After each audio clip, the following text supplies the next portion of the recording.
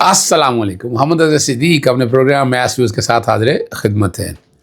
Lahore high court میں کافی عرصے بعد مفاد عامہ کی کئی درخواستوں کی اہم سماعت ہوئی ہے. کون کون سی ہوئی ہیں؟ وہ ہارس اینڈ کیٹل شو کا کیا مسئلہ ہے، ٹرائبونل کیوں نہیں بن رہے یہاں پر، اور جو سالڈ ویسٹ ہے اس کے ڈسپوزل کے حوالے سے کیا مسائل ہیں. یہ مفاد عامہ کی درخواستیں ہیں جس میں میں نے گفتگو کی. ملٹری ٹرائل کے کوٹوں کے حوالے سے سلمان اکبر راجہ کے دلائل ختم ہو گئے. دلائل بڑے جامع اور مدلل جواب تھے، دلائل تھے، کیا کیا باتیں انہوں نے کی.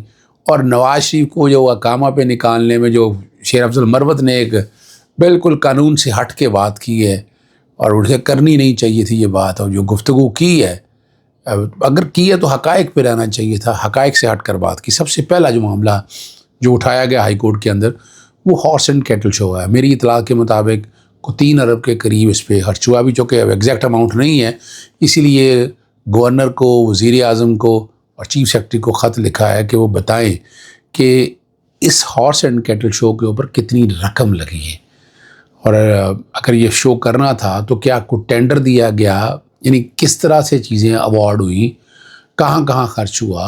مثال کے طور پر کوئی فنکاروں کو پیسے اگر دی گئی ہیں، بالکل اچھی بات ہے، وہ کیا دی گئی ہیں. اور یہ جو ہارس اینڈ کیٹل شو تھا، یہ ایک لاہور کی ایک بڑی ایلیٹ سی کلاس کو دکھایا گیا.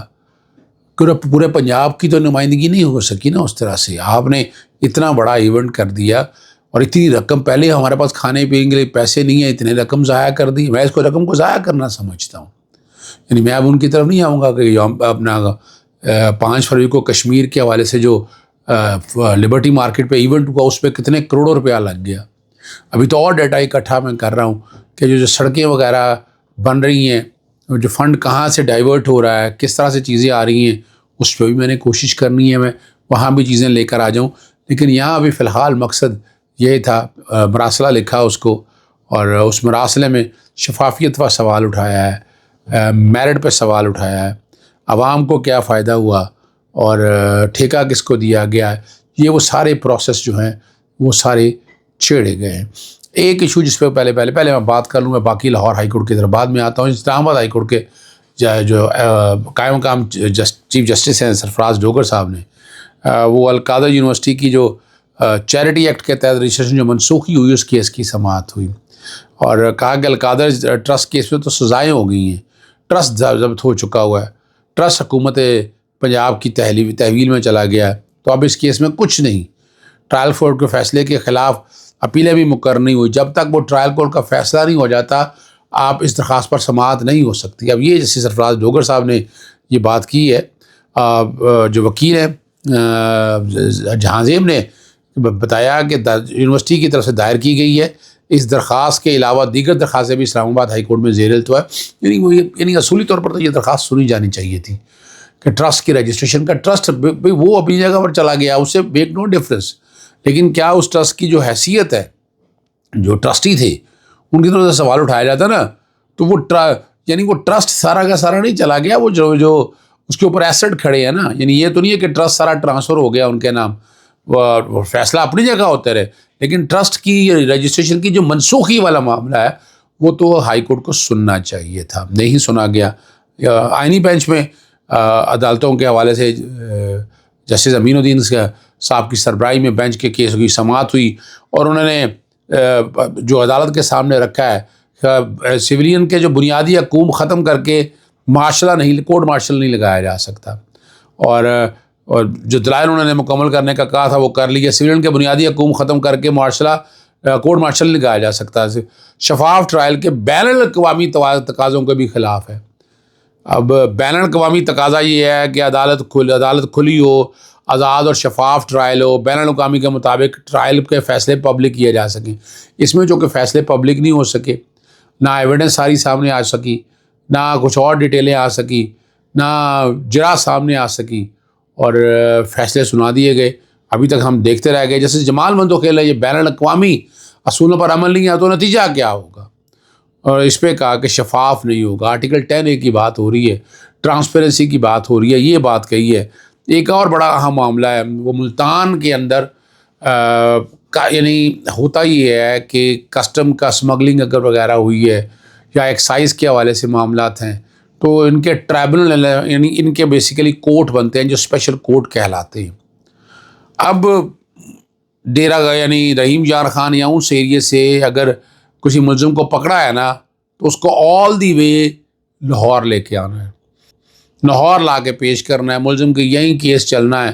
اور جو جون میں ملتان کا بنا ہوا ہے، آرڈر ہوا ہے، تو یہ معاملہ چھیڑا تھا جسٹس خالد اسحاق جو ایڈوکیٹ جنرل پنجاب ہیں ان کے سامنے آیا، سینسٹائز کیا، عدالت نے کہا کہ بڑا اچھا اور اہم معاملہ لے کر آئے ہیں، پوچھا ان سے پنجاب حکومت وفاقی حکومت سے، بیسیکلی وفاقی حکومت کا سبجیکٹ ہے، اٹارنی جنرل سے، ایڈیشنل اٹارنی جنرل سے لے کر بتائیں یہ بڑا اہم معاملہ ہے کہ قیدیوں کو وہاں سے جہاں تک لانا تو کتنی کاسٹ ہوتی ہے، کتنا خرچہ ہوتا ہے، شہادتوں کو اگر لے کر آنا ہے تو یہ ساری باتیں ہیں، وجہ پتہ ہونی چاہیے۔ اٹارنی جنرل دفتر کے دفتر سے بتایا کہ جناب یہ تو رجسٹرار لاہور ہائی کورٹ سے پتہ ہونا چاہیے، رجسٹرار لاہور ہائی کورٹ کا معاملہ یہ نہیں ہے، اب بیسیکلی تو وفاقی حکومت نے یہ کورٹیں قائم کرنی ہے۔ اسی کے اندر معاملہ ٹرائبونل کے حوالے سے بھی اٹھایا ہوا ہے کہ جو انکم جو کسٹم کی اپیلیں ہوتی ہیں، فیصلے ہو جاتے ہیں، اس کے بعد ٹرائبونل جو ہے وہ بھی آپ رخ کرتے ہیں، ویسے تو اسلام آباد کی طرف رخ کرتے ہیں یا لاہور کی طرف آتے ہیں آپ، تو یہ بھی بنانے چاہیے۔ یہ بھی معاملہ وہاں پر عدالت کے سامنے رکھا ہے، عدالت نے اس پہ نوٹس جاری کرتے کہا ہے کہ معاونت لے کر آئے۔ میں نے کہا یہ مشکل کام کوئی نہیں ہے، اٹارنی جنرل افسر جو ہے وہ رجسٹرار آفس سے بھی رابطہ کر سکتا ہے، ان سے بھی گفتگو کر سکتا ہے، ان سے بھی چیز کو پوچھ سکتا ہے۔ ایسے اگلا جو معاملہ ہے وہ بہت ہی اہم معاملہ ہے، ہاسپٹل ویسٹ یا ویسٹ جو کوڑا کرکٹ ہے، اس کو ڈمپ کرنا جانا ضروری ہے تاکہ ڈمپ صحیح ہو اور اسے ماحول متاثر نہ ہو۔ اور یہاں گارجین کے حوالے سے یہ معاملہ بھی جسٹس خالد اسحاق صاحب کے پاس ہے، جوڈیشل ایکٹیویزم پینل کی طرف سے یہ درخواست دائر کی تھی کہ یہاں اس پہ عدالت کے ریمارکس سے کہ لاہور والا جو ہے وہ گندہ ترین ڈمپ، یعنی یہاں ماحول کو خراب کر رہا ہے، وزیر زمین پانی کو بھی افیکٹ کر رہا ہے۔ بنگلہ دیش کے حوالے سے ذکر ہوا، میں نے کہا یہ تحصیل کے لیول پہ یہ سارے کام جا رہے ہیں، عدالت نے کہا بڑا اہم ایشو ہے، اس پہ چیف سیکرٹری سے یا باقی محکمہ ماحول سے پوچھتے ہیں کہ وہ کیا صورتحال بتاتے ہیں۔ بہت برا حال ہے، یعنی بنیادی طور پر یہ جب اب کھودنا ہے تو نیچے ایک میمبرین بچتی ہے۔ اب وجہ ہے کہ جب وہ پانی رستا ہے یا باقی چیزیں ساری سامنے آتی ہیں، جب اوپر سے نیچے تک آتی ہیں تو اس میں آ کر جب پانی رستا نیچے تک پہنچتا ہے تو وہ زمین کے اندر پانی، زہریلا جو پانی ہے وہ جہاں ماحول کو ڈسٹرب کرتا ہے وہاں وہ زیر زمین پانی کو بھی متاثر کرتا ہے۔ اس لیے عدالت نے پھر وفاقی حکومت کو اور صوبائی حکومت کو بیسیکلی کہا کہ آپ 30 دنوں کا ٹائم تھوڑا سا زیادہ رکھا ہے کہ 30 دنوں کے اندر ساری لے کے آئیں، صورتحال لے کے آئیں، کیسے ہوا، کس طرح ہوا، وہ بھی ساری عدالت کے سامنے ایک ایک چیز سامنے رکھیں تاکہ عدالت دیکھ سکے کہ یہ معاملہ کیا ہے۔ اور مسئلہ یہ ہے کہ بنیادی حقوق کے تحفظ کا معاملہ ہے۔ جیسے 12 مارچ کی میرا حال ڈیٹ پڑی ہے، ایگزیکٹ ڈیٹ میرے ذہن میں نہیں ہے، اور یہ معاملہ جو ہے یہ بھی عدالت نے ملتوی کر دیا۔ آخر میں صرف جو بڑا اہم معاملہ ہے وہ نظر بندی کا، آپ کو یاد ہوگا نظر بندی کے قانون پر عمل درآمد روکا ہوا ہے لاہور ہائی کورٹ کے جسٹس امجد رفیق نے۔ 10,000 2022 میں نظر بندیاں تھیں، 2023 میں 4,770 کے قریب تھی، اور اس کے بعد ہزاروں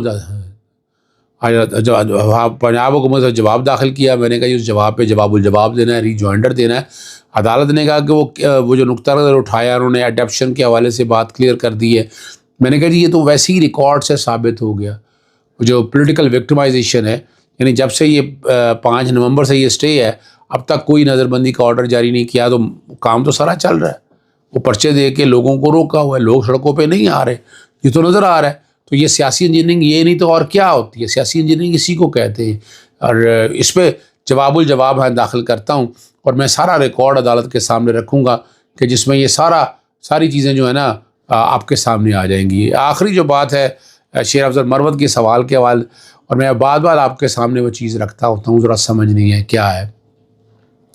وہ جو کہتے ہیں اقامہ نے نکالا اور تنخواہ نہ لینے پہ نکال دیا۔ جناب اعلیٰ جب آپ نامینیشن پیپر داخل کرتے ہیں، آپ ڈکلیئر کرتے ہیں، آپ کو ایک کمپنی تھی دبئی کے اندر، آپ نے بیٹے کو اب اقامہ لیا ہوا تھا. جب آپ اقامہ لیں تو ریزیڈنٹ ویزا لینا ہے آپ نے, اس کے لیے آپ ملازم ہونا ضروری ہے یا آپ کاروبار کرنا وہاں ضروری ہے. آپ نے اقامہ لیا کہ آپ بیٹے کے ملازم ہیں. اب ملازم خالی میں ملازم نہیں شو کرنا, تنخواہ لینی پڑی, تنخواہ ڈکلیئر کرنی پڑنی ہے. تو آپ نے وہ تنخواہ جو وصول کر رہے تھے نہ آپ نے ملازم شو کیا نہ آپ نے تنخواہ ڈکلیئر کی, تو یہ مس ڈیکلریشن ہے. اس کے لیے نااہل ہوئے. ذرا کیس کو سمجھیے گا شیر افضل مروت صاحب, ذرا کیس کو سمجھیے گا. جہاں تک ایون فیلڈ کے حوالے سے معاملہ ہے وہ نیب میں گیا اور 2 کیسوں میں سزائیں ہوئی تھی, یہ بھی ریکارڈ کی بات ہے. ایون فیلڈ بھی اور فلیگ شپ کے حوالے سے بھی اپنا نہیں دوسرا العزیزیہ اس کے کانٹیکس کے حوالے سے بھی ہے. تو یہ اپنی تصحیح کر لیں, آپ نے غلط بات کی ہے. یہ ہے وہ ریکارڈ کی بات جو آپ تک رکھنی تھی. اجازت چاہتا ہوں. السلام علیکم. اللہ حافظ. پاکستان زندہ باد.